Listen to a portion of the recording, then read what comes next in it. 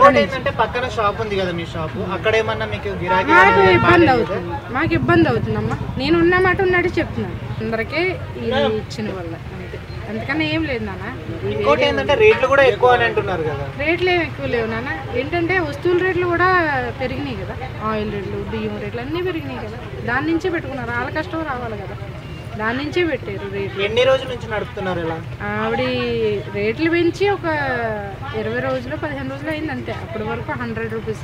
మీకు కూడా తెలుసా, ఆవిడ ఎవరికైనా కడుపు నిండా అన్నం పెడద్దు.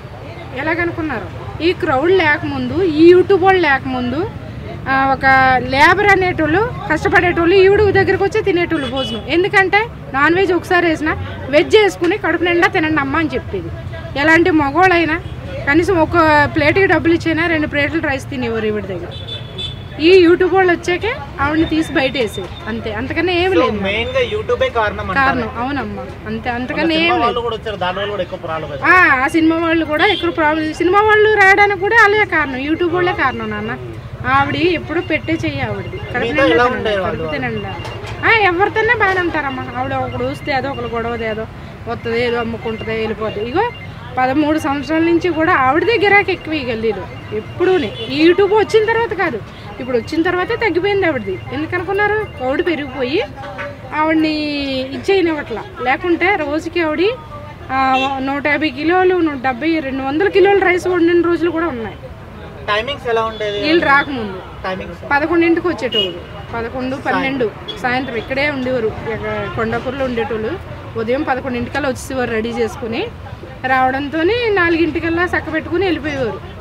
సింపుల్గా అయిపోయేది.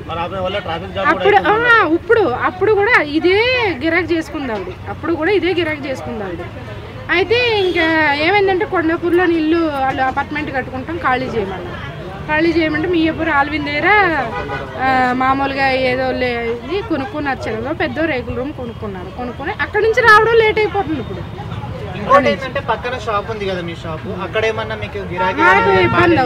మాకు ఇబ్బంది అవుతుందమ్మా. నేను ఉన్న మాట ఉన్నట్టు చెప్తున్నాను. ఈ క్రౌడ్ వల్ల మాకు ఇబ్బంది అయిపోయింది. నేను రోజుకి 800 రెంట కడతాను అన్న. ఇప్పుడు వాళ్ళది సాపిగ్గా జరిగింది అనుకో, నా వ్యాపారం కూడా సాపిగ్గా జరుగుద్ది. ఇప్పుడు ఇంకోటి ఏంటంటే ఇక్కడ ఉన్నా కూడా మీరు రెంట్ కట్టాలండి. మేమే కడతాం నాన్న. ఆవిడ వయసు అయిపోయింది, కొడుకు సడన్గా చనిపోయి ఉరి పెట్టుకుని ఆవిడ కొంచెం హెల్త్ ప్రాబ్లం అయిపోయింది. దాని నుంచి ఖాళీగా ఉంటుందని మేమే రెంట్కి తీసుకుని అడుగుతాం. మాకేం ఉపాధి లేదు, మేము కష్టపడేటోళ్ళమే కదా, దానికోసం అని మేము తీసుకుని నడుపుతున్నాం. ఆవిడకి ఆధారం పెడుతున్నాం, మేము బతుకుతున్నాం ఈ షాప్. ఇంకోటి ఏంటంటే క్లోజ్ అయింది కదండి, మీకు ఏమైనా కాంటాక్ట్ లో ఉన్నారా, లేకపోతే ఇంకా ఫీల్ అవుతున్నారా, ఏమైనా బాధపడుతున్నారా? మేము ఏం ఫోన్ చేయలేదు, ఎందుకంటే తను బాధలో ఉంది కదా. అప్పుడు మాకు బాధే, తనొకే బాధే. ఏంటంటే ఇప్పుడు ఆవిడది సాపిగ్గా జరిగింది అనుకో, మాకు కూడా బాగా జరుగుద్ది. ఎందుకంటే కొన్ని రోజులు అయిన తర్వాత ఆల్మోస్ట్ అంతా క్లియర్ అవుతుంది. అంటే అది ఆమె వల్లే అనకండి, ఆమెను ఎందుకు గుచ్చు అంటారు. ఈ పబ్లిక్ వల్ల అయింది, యూట్యూబ్ వల్ల అయ్యింది. ఈ ట్రాఫిక్ జామ్ అనేది యూట్యూబ్ వల్ల అయింది. ఆవిడ 12 సంవత్సరాలు అవుతుంది. అప్పటి నుంచి అదే రైస్ వండుకుంది ఆవిడ, అదే ఐటమ్స్ చేస్తుంది, అదే టేస్ట్. ఆవిడది ఎప్పుడు టేస్ట్ మారలేదు. పబ్లిక్ పెరిగిన తర్వాత మారలేదు, ఎప్పుడు అదే టేస్ట్ ఉంది, ఎప్పుడు అదే ఫుడ్. వాళ్ళు ఈ యూట్యూబ్ వాళ్ళు రాకముందు, ఈ ఛానల్ వాళ్ళు ఎవరు రాకముందు ఆవిడ ఇక్కడ స్టవ్ పెట్టి తెచ్చిన రైస్ సరిపోక మళ్ళీ 50 కిలోలు రైస్ ఉండేవారు. ఇక్కడ 2 మూటలు తెచ్చేవారు, 25 కిలోలు. వాళ్ళ మామయ్య గారు వచ్చేవారు. మొత్తం వాళ్ళ ఫ్యామిలీ అంతా కష్టపడి వాళ్ళు ఎవరిని బయట వాళ్ళు పెట్టుకోలేదు. ఇప్పుడు పెట్టుకున్నారు అంతే, 2 పని వాళ్ళని. గుడివాడ వాళ్ళ ఇంట్లో వాళ్ళందరూ కష్టపడేవాళ్ళు. వాళ్ళ మామయ్య గారు ఇక్కడే 50 కిలోలు రైస్ ఉండేవాడు. ఈ క్రౌడ్ లేకముందు యూట్యూబ్ వాళ్ళు రాకముందు.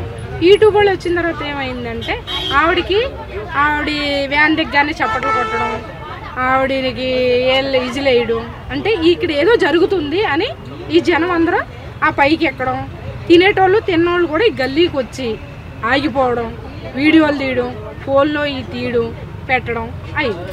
అది జరిగిన మ్యాటర్ అయితే దానివల్ల చెడిపోయింది. అది దానివల్లే కానీ ఇంకేం ఇబ్బంది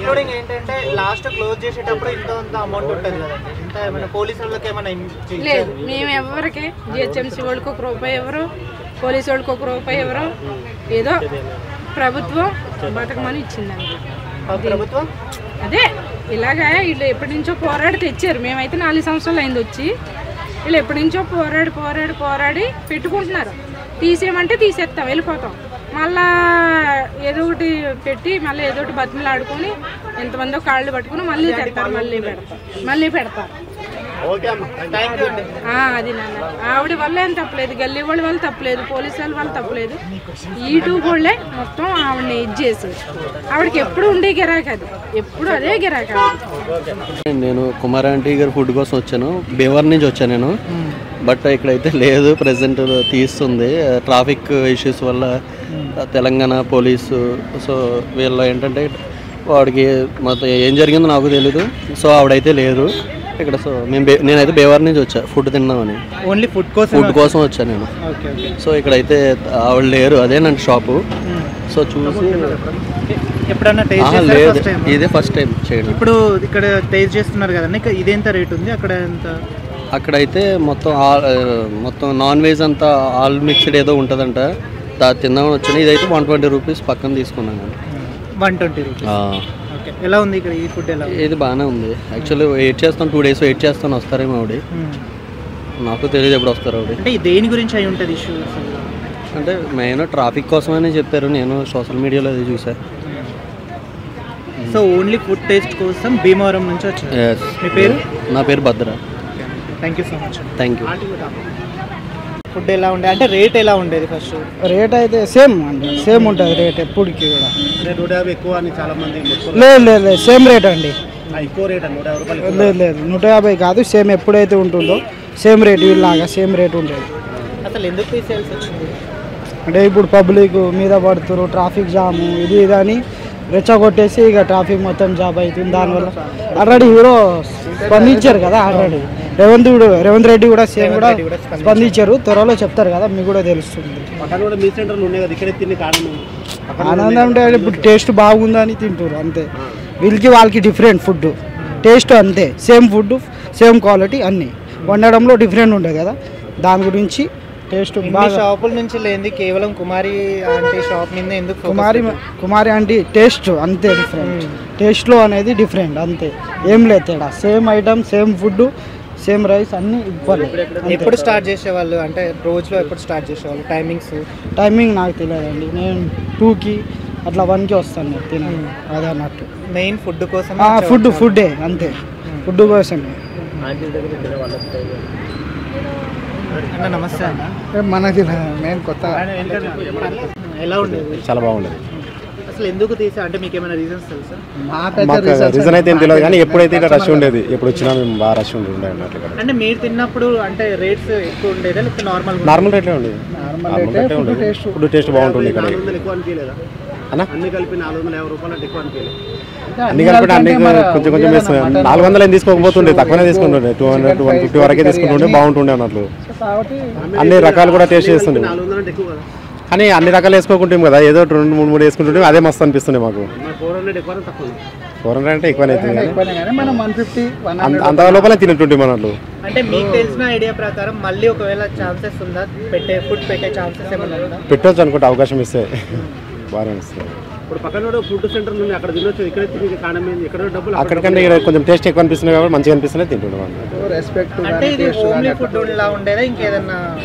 మంచిగా ఇంటి ఫుడ్ లాగా ఉండేది, బాగుంటుంది, మనం ఓన్గా చేసుకున్నట్లు అనిపిస్తుంది. వచ్చిన వాళ్ళతో ఆంటీ ఎలా మంచిగా మాట్లాడుతుంది, చాలా మంచి కామెడీగా ఉంటుంది. రెస్పెక్ట్ ఇస్తేనే కదన్నా మనం చేసేది, వాళ్ళు రెస్పెక్ట్ ఇచ్చి మంచిగా ఇస్తేనే మనం కస్టమర్లు ఎక్కువ పెరిగిండ్రు. ఆమెకు గిరాక్ ఫస్ట్కి వెళ్ళి మెల్లమెల్ల స్టోర్స్కి వెళ్ళి ఎక్కువైంది, అయినా కూడా ఆమె ఏమి ఇది చేయలేదు. ఎప్పుడైనా సరే తినండి, ఎంతైనా రైస్ వేసుకోండి, ఎన్నైనా వేసుకోండి, తినండి, హ్యాపీగా డబ్బులు అట్లా. పర్ డే పీపుల్స్ ఎంతమంది వచ్చేవాళ్ళు అంటే మీకు తెలిసిన? మనకు వచ్చినప్పుడు ఈ యాసిడ్గా 25-30 మెంబర్స్ యాసిడ్గా రన్నింగ్ ఉంటుండ్రు. లంచ్ టైం అయితే ఇక చెప్పలేము, ఇక ట్రాఫిక్ జామ్ అవుతుందంటే బండ్లు అక్కడ పెడుతున్నాము, ఇక్కడ పెడుతున్నాము, ఇక అది కామన్.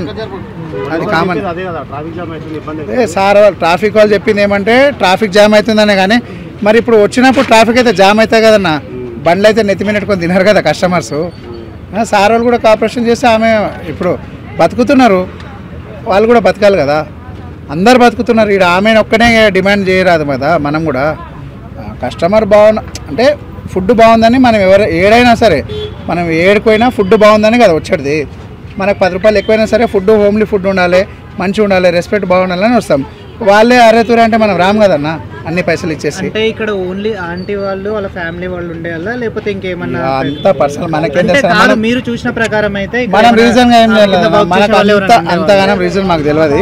వాళ్ళ ఫ్యామిలీనే ఓకే, ఓన్లీ వాళ్ళ ఫ్యామిలీనే అన్న, అంతే. వేరే వాళ్ళు కాదు, వాళ్ళ మామ వాళ్ళ ఫ్యామిలీ వచ్చి చేసేటోళ్ళు అంతే, వేరే వాళ్ళు ఏం లేదు. ఓకే. సో అంటే వాళ్ళ కుమారుడు డెత్ అయిందని చెప్పేసి తెలిసింది. ఏమో దాని గురించి నాకు తెలియదు అన్న, ఐడియా లేదు. సో మీరు రెగ్యులర్ కస్టమర్ అయితే ఇక్కడ రెగ్యులర్ కస్టమర్ అయితే రెగ్యులర్ కాదు, నేను వస్తుంటా ఇక్కడనే వర్క్ చేస్తా అన్నట్టు, మంత్లో 2 times 3 times వస్తుంటాం అంతే, అట్లా అన్నట్టు. Thank you. మనం ఏ